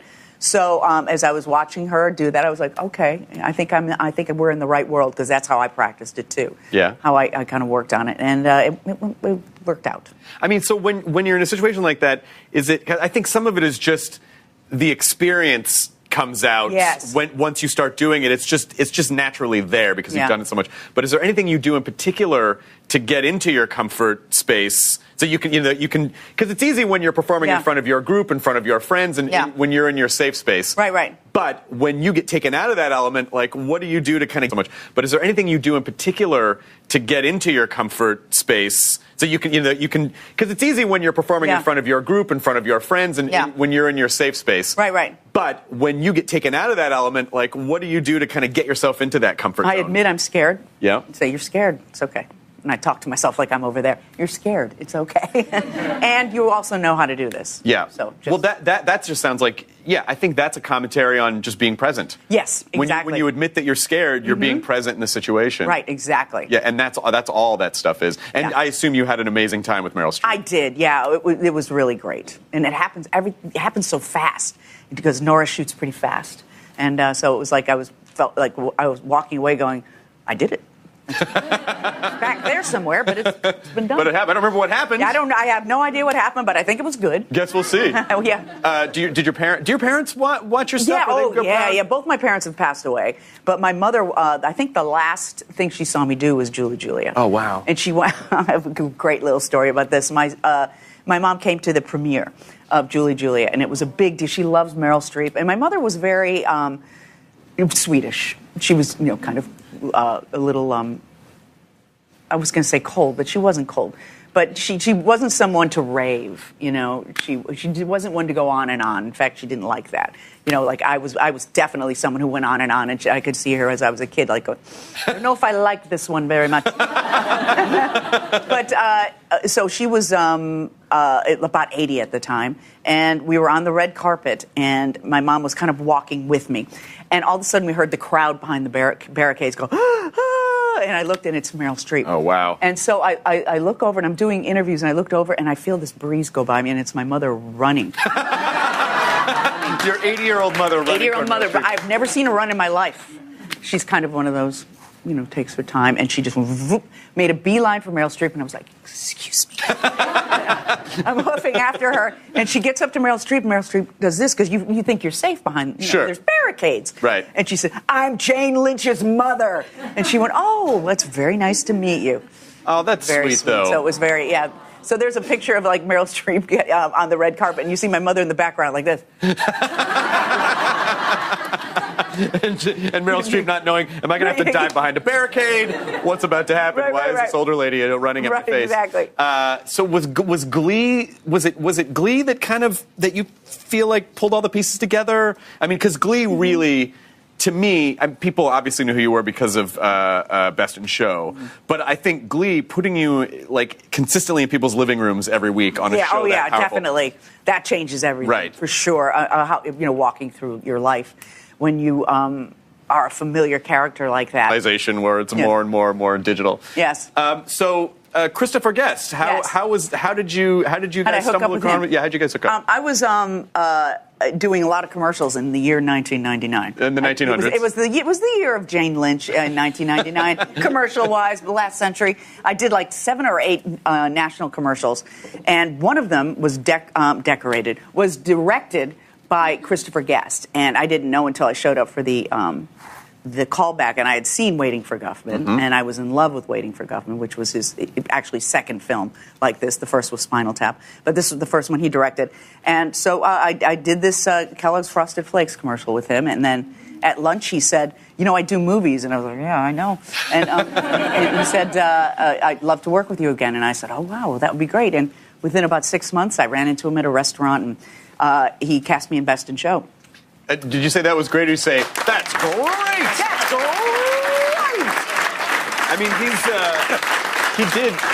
I remember auditioning for him for a commercial in probably like 2000 or 2001 or something, and I was a mess at that time. I was still drinking and I was smoking, and I auditioned for him, and he was really nice, and I was outside smoking, and he came out and he goes, I'd never met him before, and he goes, what are you doing? And I go, what do you mean? He goes, you're smoking. You're a young guy. What are you doing? Why are you doing this to yourself? And I go, I'm cool. And then I saw, and then an ash from the cigarette like floated up in the air and landed on his sweater. And he's very meticulous. He seems very meticulous. Yes. And I just immediately saw him go like that, and I was like, well, I'm not booking this job. Right. I just ashed on Christopher Guest. Right. And then I just assumed that he would forget my face and name altogether. But he seems like such an interesting force. Force is the word too. He doesn't suffer fools, and he doesn't care if you're uncomfortable.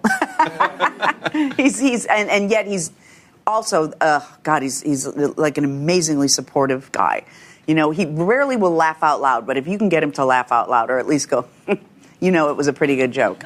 Yeah, I had done that until I put cigarette ash on him, and then he was not laughing so hard anymore. So what does a day look like when you show up, on any of Best in Show or Mighty Wind? Do you have some idea of what you're supposed to accomplish that day? Yes, we do. We don't have a script, but we have a scenario. So it'll be like exterior in front of the dog show in the parking lot. So and such and such talk about how nervous they are, and how they lost last year and how they're hoping to place this year. And then you've got that information that's important. And then you can go from there wherever you want to go. And there's no rehearsal.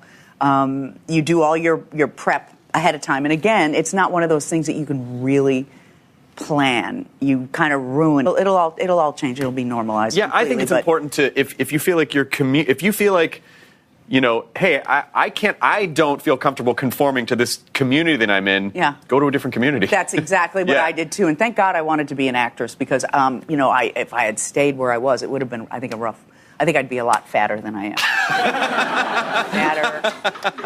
Probably be an active alcoholic. We're just trying to mush it all down. Mush it all down. Exactly. Getting mad at everyone every time someone mentions New York pizza. That pizza's the worst. What are you talking about? People care more about pizza than most social issues. Yeah. That if you go to Chicago and say New York pizza, someone will kick the shit out of you. Well, here's the thing. You're incorrect in saying that the thick pizza is the Chicago pizza. That's Chicago tourist pizza. Oh, gotcha. I'm from the south side of Chicago, and there's a restaurant called Aurelio's, and it has the best pizza, and they now have a store in Chicago proper. But it's very thin crust, and the tomato sauce is almost sweet. and it's crispy and sweet, and then you got the spicy sausage. It's amazing. Sounds a little like New York pizza to me. I'm not going to say anything. No, I haven't had good pizza in New York, though. You haven't? No, I haven't. Where should I go? What the about cheese Ray's is on every corner? I know, it's not good. No, you don't like it? No, I don't like it at all. There's nothing to write home about. I'm sorry. Dear Mom and Dad, Yeah, do right. I have a pizza tale for you? Yeah, the most mediocre pizza I ever. I'm not gonna, why would you even waste the stamp on this? And who writes letters? Who writes letters about pizza? Who writes letters, period, anymore? I know, really. No. I mean, in our ever-changing landscape of depersonalization, where it's more and more digital. Yes. So, Christopher Guest, Yes. how did you How'd I guys hook up stumble with across? him? Yeah, how'd you guys hook up? I was doing a lot of commercials in the year 1999. In the 1900s. It was the year of Jane Lynch in 1999, commercial-wise, the last century. I did like 7 or 8 national commercials, and one of them was directed by Christopher Guest, and I didn't know until I showed up for the callback, and I had seen Waiting for Guffman, and I was in love with Waiting for Guffman, which was his actually second film like this. The first was Spinal Tap, but this was the first one he directed. And so I did this Kellogg's Frosted Flakes commercial with him, and then at lunch he said, you know, I do movies. And I was like, yeah, I know. And, and he said, I'd love to work with you again. And I said, oh, wow, well, that would be great. And within about 6 months, I ran into him at a restaurant, and he cast me in Best in Show. Did you say that was great, or you say, that's great? That's great! I mean, he did. I remember auditioning for him for a commercial in probably like 2000 or 2001 or something, and I was a mess at that time. I was still drinking and I was smoking, and I auditioned for him, and he was really nice, and I was outside smoking, and he came out and he goes, I'd never met him before, and he goes, what are you doing? And I go, stuff out. I map it out pretty well. Even if I'm improvising, I map out my character really well. I don't know what's going to happen within the scene, but I'm uber prepared. Yeah. And I work things to death. And I love it. I love it. That's my favorite thing in the world to do, is to really work the inflection of a joke and come up with a new joke, and that's my favorite thing. So you're touring with Second City in like '87 for a couple of years, and then you said '99 is when you start the year of Jane Lynch, where you started doing commercials. So I did say that, didn't I? How? I mean, America collectively said it. Right, that's true. I'm just echoing Tony them. the Tiger said it too. But this whole time, what's going on? Because when do you feel like your career really started to pop? When do you sort of feel like, aha, I think this is the thing that I was always striving for? I guess I loved it the whole time. I really did love it the whole time. I would, like, if it all went away today, I would do a production of Gypsy in Palmdale. I just would. I think probably Best in Show, though, is when people started to know my name. But before that, I was guest starring on, oh my God, you should see my IMDb page. It's I have a bunch of TV credits here. I did a bunch of guest spots on so many things, like 2-3 lines. Here we go. Sometimes I get a couple of scenes. Do you want this list here? Sure. Just to take you down. Married with Children, Party of Five, News Radio, Sybil, Third Rock from the Sun, Dharma and Greg, Gilmore Girls, Dawson's Creek, West Wing, X-Files, Felicity, Seventh Heaven, Arrested Development, Friends, Veronica Mars, CSI, Weeds, Desperate Housewives, New Adventures of Old Christine, 2.5 Men, My Name is Earl, Psych. Those are just the TV credits. So I like to work. And I used to like to audition, not anymore, but I despise it now. How did you like, and then I want to hear about your worst commercial audition, because commercial auditions are the soul-sucking. Yeah, they are, aren't they? Yeah. When they don't, I'll just tell you, I don't have a specific instance, but it's when they don't even look up. Right. When you walk into the room and they're these depressed people, they take the camera, make sure you're in it, and say, go. Oh, it's the worst, and there's 20 billion people waiting to get in. Yeah, those are the worst. Yeah, and there's just and they always, there are these audition centers. Yes. Where it's like one studio is all like guys auditioning for a deodorant, and then a bunch of kids running around where you can see the frazzled stage moms who are like, exactly. I never got my shot. It's just like the sad, like everything about it's such a bummer. Yeah. I think that is almost if you can survive it. Yeah. Then it really gives you strength and some tool sets. It can, or it can turn you into a monster, too. It can. Because some people, I think, act like assholes just because they were treated so badly way back when. But I think probably for both of us, it gave us a humility. We're like, now when people get us, look, I have 2 drinks here. You do. Yeah, one you got some black tea there, and you got some water, coffee. You got some coffee and tea. I have coffee and tea. Yes, I'm so hopped up right now. At any second, you're just going to launch off the chair. Jane Lynch ran into the audience and high-fived everyone. It's incredible. Then she wanted to